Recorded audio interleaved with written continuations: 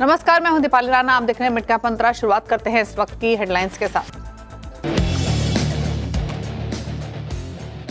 बाजार में ऊपरी स्तरों पर हल्की मुनाफा वसूली। निफ्टी 25,500 के नीचे आया। बैंक निफ्टी में 300 पॉइंट से ज्यादा का दबाव। मिड कैप और स्मॉल कैप्स भी आज नहीं दे रहे साथ। कमजोर बाजार में चमके मेटल स्टॉक्स। करीब 1.25% चढ़ा इंडेक्स। 2 से 3% चढ़कर निफ्टी के टॉप गेनर्स में शामिल टाटा स्टील और जेएसडब्ल्यू स्टील। साथ ही आईटी ऑटो में हल्की बाइंग। वहीं रियल्टी, डिफेंस, कैपिटल गुड्स में हल्की मुनाफा वसूली। ब्रोकरेजेस के डाउनग्रेड से 3% से ज्यादा टूटा इंडसइंड बैंक। निफ्टी का टॉप लूजर बना। गोल्डमैन सैक्स ने दी बिकवाली करने की सलाह। मौजूदा भाव से 15% नीचे के दिए टारगेट। आगे कमजोर ग्रोथ की आशंका भी जताई। मैक्वायरी की सुपर बुलिश रिपोर्ट के बाद टाटा कम्युनिकेशंस में जोरदार तेजी। 5% उछलकर बना वायदा का टॉप गेनर। मैक्वायरी को 3 साल में शेयर के दोगुना होने की उम्मीद।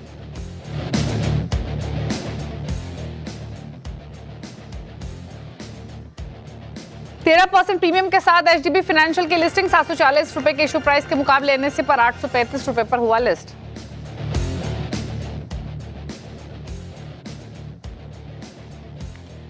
टायर स्टॉक्स की चाल बढ़ी। बालकृष्ण इंडस्ट्रीज 3% चढ़कर वायदा के टॉप गेनर्स में शामिल। अपोलो जेके टायर भी 2 से 4% भागे।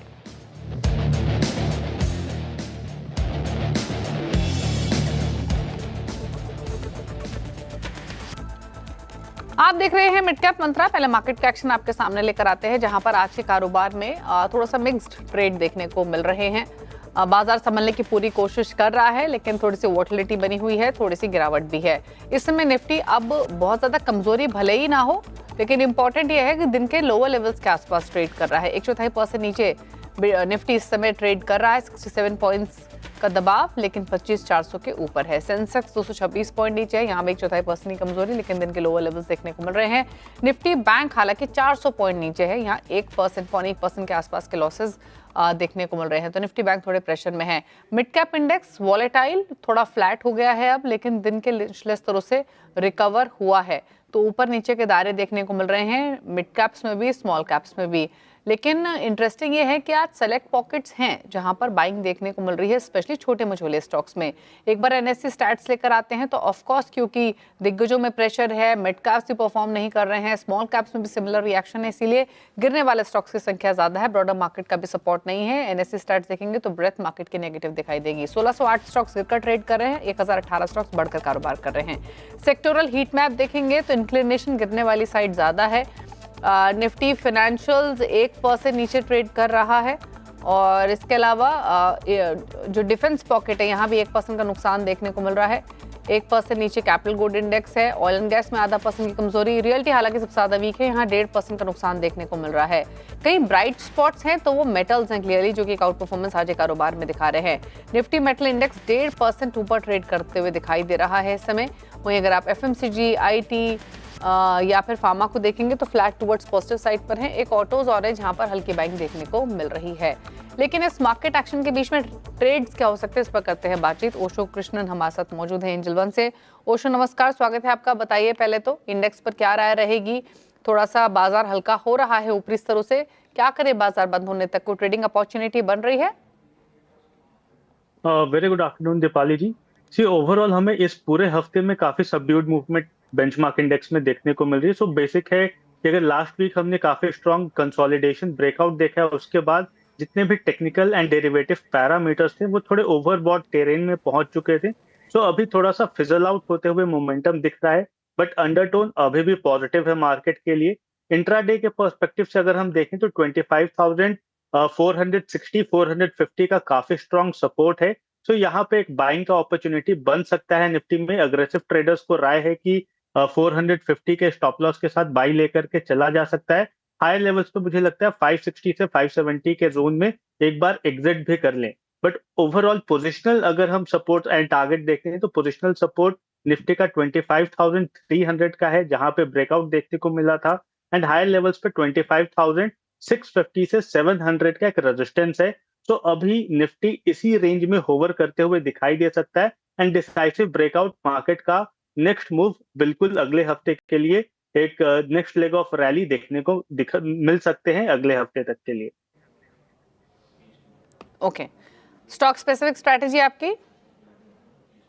स्टॉक स्पेसिफिक 2 बाई का रिकमेंडेशन है। सबसे पहले तो अगर हम देखें, स्टील अथॉरिटी ऑफ इंडिया में एक काफी स्ट्रॉन्ग ट्रैक्शन देखने को मिल रहा है। काउंटर अपने हायर लेवल्स पे ट्रेड कर रहा है, सो करंटली ब्रेकआउट जोन पे है। इसी लेवल्स के आसपास बाई करने की राय है। 136 के आसपास होवर कर रहा है काउंटर, तो करंट लेवल्स पे बाई करें सेल को। एंड हायर लेवल्स पे मुझे लगता है 142 से 144 के टारगेट्स देखने को मिल सकते हैं। एंड वहीं स्ट्रिक्ट स्टॉप लॉस इसमें मेंटेन करना है 131.50 का। सेकेंड काउंटर जिसमें एक अच्छा कंसोलिडेशन ब्रेकआउट बन रहा है वो है वोल्टास। वोल्टास में अगर हम देखें, पिछले कई दिनों से एक सस्टेन्ड बाइंग देखने को मिली है, कंसोलिडेशन देखने को मिला है एंड अभी ब्रेकआउट के जोन पे खड़ा है।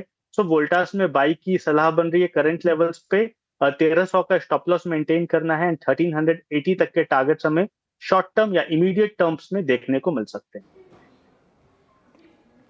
ओके, तो ये रहे ट्रेड्स आपके लिए। चलिए अब मिड कैप्स की पॉकेट लेकर आते हैं आपके सामने। कुछ शेयर्स, कुछ पॉकेट्स जहां पर मोमेंटम है आज के कारोबार में। शुरुआत कर लेते हैं उन पॉकेट्स के साथ जहां पर तेजी देखने को मिल रही है। सीमेंट स्टॉक्स शाइन कर रहे हैं, यहाँ पर खरीदारी है और बाइंग देखने को मिल रही है। हिडलबर्ग सीमेंट में 4.5% ऊपर ट्रेड कर रहा है।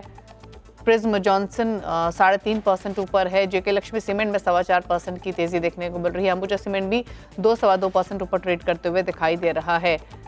मेटल्स को देख लेते हैं। यहाँ पर जिन मेटल स्टॉक्स में खरीदारी है उसमें जेएसडब्ल्यू स्टील 3% ऊपर है, नाल्को 2.25% ऊपर है, जेएसपीएल 2% ऊपर ट्रेड कर रहा है और सेल में भी 2.25% की बढ़त देखने को मिल रही है आज के कारोबार में।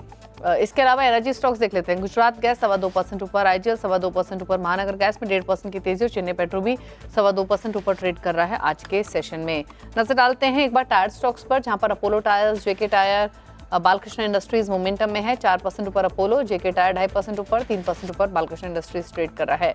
एफएमसीजी पॉकेट में जब आएंगे उसमें बजाज कंज्यूमर 8.5% ऊपर, हाथ गुरुज एग्रोवेट 2.25% ऊपर, 4.25% ऊपर इंडिया ग्लाइकोल्स, बिरला हिंदुस्तान 4.5% ऊपर ट्रेड कर रहा है। हेल्थ स्टॉक्स जहां पर बाइंग है उसमें एस्ट्राजेनेका फार्मा, बायोकॉन, आरती ड्रग्स और ऑरबिंदो फार्मा है। यहाँ ऑन एन एवरेज 2-2.5% तक की तेजी आज के सेशन में दिखाई दे रही है। अब दिखाते हैं दो ऐसी पॉकेट जो कि कमजोर हैं आज के सेशन में। एक तो एनबीएफसी और दूसरी रियल्टी। एनबीएफसी जो वीक है उसमें चोला इन्वेस्ट 3% नीचे, 2.25% श्रीराम फाइनेंस, हुडको 2.25% नीचे है, 2% नीचे एमएनएम फाइनेंशियल ट्रेड कर रहा है। रियल्टी में जहां पर प्रेशर है उसमें फिनिक्स मिल 3.5% नीचे, 2% नीचे प्रेस्टीज, डीएलएफ 1.5% नीचे, 2.5% नीचे ब्रिगेड कारोबार कर रहा है आज के सेशन में। तो ये रहा मिड कैप्स का हाल आपकी स्क्रीन पर। लेकिन बात करेंगे हम इंडसइंड बैंक की। गोल्डमैन सैक्स की रिपोर्ट के बाद इंडसइंड बैंक में 2% से ज्यादा की गिरावट देखी जा रही है। गोल्डमैन सैक्स की इंडसइंड बैंक पर क्या रिपोर्ट है ये बताने के लिए श्रेया हैं। श्रेया, गुड आफ्टरनून, बताइए। गोल्डमैन सैक्स की रिपोर्ट आई है और उन्होंने डाउनग्रेड कर दिया है। पहले न्यूट्रल की कॉल रखी थी उन्होंने, डाउनग्रेड करके सेल की कॉल आ गई है। टारगेट प्राइस भी काफ़ी नीचे का रख दिया। आपके स्क्रीन पर इस वक्त होगा टारगेट प्राइस 722 का रखा हुआ है, यानी कि 18% का डाउनसाइड पोटेंशियल नजर आ रहा है इंडसइंड बैंक में। और हालांकि इंट्राडे में 3% तक ये टूटा, अभी थोड़ा सुधर कर 1.5% की गिरावट आपको इंडसइंड बैंक में देखने को मिलेगी। जो बातें आपने कही, गोल्डमैन सैक्स ने भी उन्हीं को उजागर किया है। दिक्कत भरा साल रहा इंडसइंड बैंक के लिए, काफ़ी ज़्यादा विवादों में घिरा रहा, जिससे इसकी ब्रांडिंग पर इम्पैक्ट हुआ है। डेरिवेटिव रेगुलेटरीज के अलावा आप बात करें, इनसाइडर ट्रेडिंग के आरोप, गवर्नेंस और ऑडिट फेलियर ने कहीं ना कहीं इसके ब्रांडिंग पर असर किया है। अब इससे क्या होगा, तो बैंक की आगे की ग्रोथ जो है वो धीमी होने की संभावनाएं हैं। रिटर्न ऑन एसेट भी घटने की पूरी उम्मीद जता रहे गोल्डमैन सैक्स। इसके अलावा उन्होंने ईपीएस का अनुमान भी घटा दिया है फिनेंशियल ईयर 2627 के लिए। फिनेंशियल ईयर 26 के लिए इन्होंने ईपीएस का अनुमान 25% घटा दिया है। वहीं फिनेंशियल ईयर 27 के लिए इन्होंने 17% घटा दिया है। इसके अलावा जो मेजर कंसर्न्स हैं उनके, एक तो ये है कि फंडिंग कॉस्ट बढ़ रहा है, यानी कि जमा पर ब्याज खर्च ज़्यादा बढ़ रहा है। ब्याज से मिलने वाली आय यानी कि यील्ड की बात करें तो वो भी कमज़ोर है, ये एक नेगेटिव ट्रिगर है। यहाँ पे कंसर्न्स देखने को मिल रहे हैं। नेट इंटरेस्ट मार्जिन भी यहाँ पर दबाव देखने को मिलेगा। तो उम्मीद के कारण, जैसा कि उम्मीद लगा रहे थे कि इंडसइंड बैंक एक सुधार की स्थिति यहाँ पे देखने को मिल सकती है, वो अभी गोल्डमैन सैक्स की तरफ से आता हुआ नज़र नहीं आ रहा। और इसी की वजह से वैल्यूएशन बुक वैल्यू से भी नीचे आ सकता है। तो वैल्यूएशन बुक वैल्यू से भी नीचे आ सकता है, ये एक और नेगेटिव ट्रिगर है जो अभी फिलहाल इंडसइंड बैंक को एक रेड फ्लैग बना रहा है, इसलिए सेल की कॉल। शुक्रिया आपका श्रेया, ये डिटेल्स बताने के लिए इंडसइंड बैंक पर। और इंटरेस्टिंग रिपोर्ट, गोल्डमैन सैक्स के स्टॉक डेज लो से थोड़ा संभला भी है, अभी भी हालांकि 1.5% नीचे कारोबार करते हुए दिखाई दे रहा है आज के सेशन में। इस बीच एक खबर आपकी स्क्रीन पर लेकर आते हैं पिरामल फार्मा से जुड़ी हुई, और पिरामल फार्मा ने FY30 का आउटलुक शेयर किया है और उस आउटलुक के मुताबिक 3 गुना से ज्यादा एबिटा ग्रोथ की वो बात कर रहे हैं, यानी 3 गुना से ज्यादा एबिटा ग्रोथ का लक्ष्य यहाँ पर कंपनी ने रखा है। पिरामल फार्मा की तरफ से FY30 का आउटलुक है, यानी अगले 5 सालों का आउटलुक वो शेयर कर रहे हैं, जहां पर 3 गुना से ज्यादा एबिटा ग्रोथ का टारगेट उन्होंने रखा है। ये डिटेल्स सामने आते हुए इसके अलावा FY30 तक मार्जिन 25% करने का टारगेट है। ये भी कहा है कि अगले 5 सालों में जो मार्जिन हैं वो 25% करने का लक्ष्य है। एबिटा ग्रोथ 3 गुना करने का लक्ष्य रखा गया है। तो काफी अग्रेसिव टारगेट्स यहाँ पर पिरामल फार्मा जो FY30 का आउटलुक शेयर कर रहे हैं उसकी डिटेल्स आते हुए मार्जिन पर, साथ साथ एबिटा ग्रोथ पर यहाँ पर आउटलुक आते हुए। और देखिए इतने अग्रेसिव ग्रोथ टारगेट्स की वजह से स्टॉक भी अब थोड़ा रिएक्ट कर रहा है। स्टॉक में एक एक्सपर्ट आते हुए अब दिखाई दिया है, 0.5% ऊपर कारोबार कर रहा है पिरामल फार्मा का स्टॉक। ओशो, आप कुछ कमेंट्स पिरामल फार्मा पर? सी ओवरऑल टेक्निकल पर्सपेक्टिव पे पिरामल फार्मा अभी भी अपने शॉर्ट टर्म मूविंग एवरेज के नीचे होवर कर रहा है। सो जब तक अपने स्लोपिंग ट्रेंड लाइन के ऊपर नहीं निकलता है, जो कि इन जनरल 215-216 के आसपास का है, तब तक के लिए थोड़ा सा कॉशन का अप्रोच ही देखने को मिल रहा है काउंटर में। सो बेटर है कि अभी काउंटर में वापस एक स्ट्रॉन्ग रिकवरी का वेट करना चाहिए। 216 को अगर सस्टेन्ड ब्रेक थ्रू करता है, तब वहां से हमें आने वाले दिनों में एक बाइंग ट्रैक्शन देखने को मिल सकती है। ओके, चलिए, तो ये बात हुई पिरामल फार्मा की। 205-206 के आसपास ट्रेड कर रहे हैं। कि इंडसइंड बैंक पर भी राय ले लेते हैं। यहाँ बताइए इंडसइंड बैंक पर क्या व्यू रहेगा आपका? सी ओवरऑल इंडसइंड बैंक में देखें तो काफी स्ट्रॉन्ग कंसोलिडेशन है 800-810 के आसपास।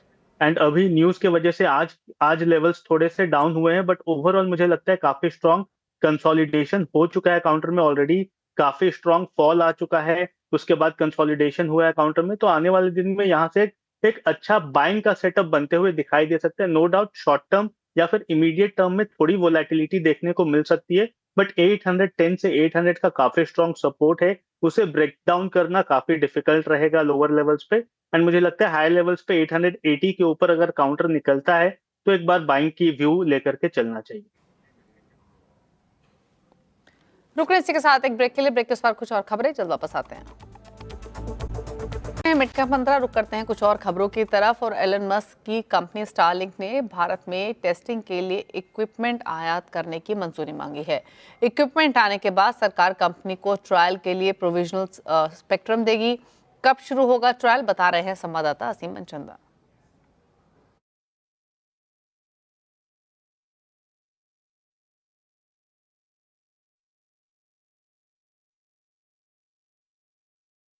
स्टारलिंक भारत के आसपास के देशों में बहुत तेजी से अपनी सेवाओं की शुरुआत कर रही है।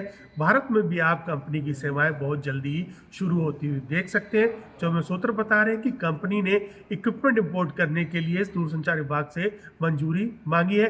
भारत में अगर आपको ट्रायल करना है, उसके लिए अगर इक्विपमेंट आपको इंपोर्ट करने हैं तो आपको उसके ऊपर इंपोर्ट ड्यूटी नहीं देनी होती है। आप ट्रायल के लिए इक्विपमेंट आसानी से इंपोर्ट कर सकते हैं। एक बार कंपनी इक्विपमेंट ले आती है तो उसके बाद कंपनी को टेस्टिंग करने के लिए प्रोविजनल स्पेक्ट्रम भी सरकार जारी करेगी। तो कंपनी को अपने गेटवे भी भारत के अंदर लगाने हैं और उसके बाद जो जितनी भी लॉ एनफोर्समेंट एजेंसीज हैं उनको अपनी सर्विसेज का टेस्ट कराना है। उसके बाद ही कंपनी अपनी सेवाओं की शुरुआत भारत के अंदर कर सकती है। हालांकि कंपनी को अभी इसी हफ्ते इन स्पेस से भी अप्रूवल मिलने की उम्मीद है और उसके बाद कंपनी को 1 से 2 महीने के अंदर स्पेक्ट्रम भी मिल जाएगा। उसके बाद कंपनी कमर्शियल तौर पर भारत में अपनी सेवाओं की शुरुआत कर सकती है। तो ये रही इस खबर से जुड़ी हुई तमाम डिटेल्स। लेकिन चलिए कुछ स्टॉक पर बातचीत कर लेते हैं और सीमेंट स्टॉक्स पर एक राय लेते हैं। जेके लक्ष्मी सीमेंट हुआ, अंबुजा सीमेंट हुआ, सीमेंट स्टॉक्स में इंटरेस्ट रहा है बाइंग का पिछले कुछ सेशंस में, स्पेशली इस हफ्ते की शुरुआत से तो रहा ही है। सीमेंट स्टॉक्स में कोई पिक रहेगी या फिर अंबुजा जेके लक्ष्मी सीमेंट कैसे लग रहे हैं? ओवरऑल पूरे ही सीमेंट सेक्टर में काफी स्ट्रॉन्ग बाइंग ट्रैक्शन देखने को मिली है। करेंटली अगर हम देखें तो बहुत सारे काउंटर्स जिनमें ब्रेकआउट आ चुका है एंड बहुत सारे ब्रेकआउट के वर्ष पे हैं। तो रैमको सीमेंट का टेक्निकल स्ट्रक्चर काफी पॉजिटिव है रिस्क रिवॉर्ड के पर्सपेक्टिव से। तो करेंटली आज ही या कल से काफी स्ट्रांग ब्रेकआउट के जोन पे था, आज ब्रेकआउट आया है काउंटर में। तो मुझे लगता है हाई पोटेंशियल है काउंटर को 1140 से 1180 तक के टारगेट्स इमीडिएट टर्म्स में टेस्ट करने के लिए। सो रैमको सीमेंट पे एक बाई का व्यू लेकर के चलना चाहिए। लोअर लेवल्स पे ट्रेडिंग के पर्सपेक्टिव से 1060 का स्टॉप लॉस बनता हुआ दिखाई दे रहा है। ओके, चलिए, तो रामको सीमेंट कंपैरेटिवली बेटर दिखाई दे रहा है। यहाँ पर पोजीशंस बनाई जा सकती है। 1092 पर फिलहाल कारोबार करते हुए आज के सेशन में एक अच्छा बाइंग इंटरेस्ट इन स्टॉक्स में आज के कारोबार में आते हुए दिखाई दिया है। अच्छा, मेटल्स में स्पेशली JSW स्टील या JSPL ये कैसे लग रहे हैं? दोनों ही काउंटर में काफी स्ट्रांग ट्रैक्शन है एंड पूरा मेटल स्पेस काफी पॉजिटिव है। JSW स्टील में स्पेसिफिकली अगर हम देखें तो सिमेट्रिकल ट्रायंगल का ब्रेकआउट आया है, वापस से रीटेस्ट हुए थे जोन पिछले हफ्ते ब्रेकआउट के बाद, बट वापस से एक स्ट्रांग बाइंग ट्रैक्शन आया। मुझे लगता है जिस हिसाब का व्यू है नियरली 1080 से 1100 के टारगेट्स हमें शॉर्ट टर्म में देखने को मिल सकते हैं। सो ओवरऑल मेटल स्पेस में काफी स्ट्रांग ट्रैक्शन है एंड मेजॉरिटी काउंटर्स काफी अच्छे लग रहे हैं। JSW स्टील में 1080 से 1100 के टारगेट्स हमें शॉर्ट टर्म में देखने को मिल सकते हैं। ओके, चलिए, रुक रहे इसी के साथ एक ब्रेक के लिए। ब्रेक के बाद कुछ और खबरें और साथ ही लेकर आएंगे खिलाड़ी मोहन का अपडेट। चलो वापस आते हैं। देख रहे हैं मिड कैप मंत्रा और SGB फाइनेंशियल की 13% प्रीमियम पर लिस्टिंग हुई है। लिस्टिंग के बाद कंपनी के MD और CEO जी रमेश ने कहा है कि अनसिक्योर्ड लोन को लेकर कोई चिंता नहीं है, कंपनी के फंडामेंटल काफी मजबूत हैं। We are a company that हमने ऐसे बोलते हैं एस्पिरेशनल इंडिया को सर्विस करते हैं हम लोग।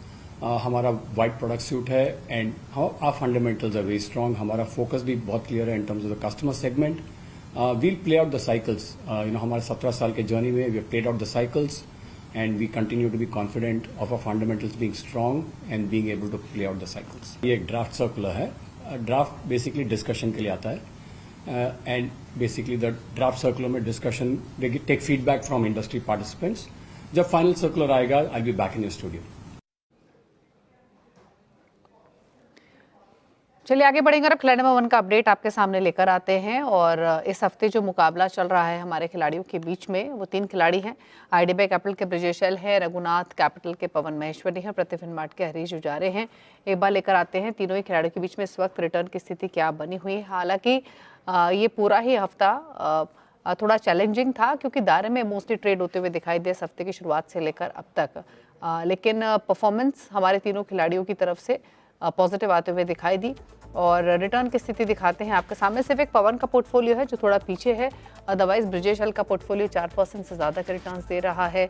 हरीश उजारे का पोर्टफोलियो भी 4.5% के रिटर्न्स दे रहा है। यहाँ पर सबसे ज़्यादा रिटर्न हरीश की तरफ से आते हुए दिखाई दे रहे हैं। पवन महेश्वरी का पोर्टफोलियो थोड़े नेगेटिव रिटर्न्स देते हुए, लेकिन बाकी 2 खिलाड़ियों की तरफ से पॉजिटिव रिटर्न्स आ रहे हैं, वो भी 4 से 5% के रेंज में तीनों खिलाड़ियों की तरफ से ये रिटर्न आ रहे हैं। 2 और सेशंस और उसके बाद विनर की होगी घोषणा। चलिए इसी के साथ एक ब्रेक के लिए रुक रहे हैं।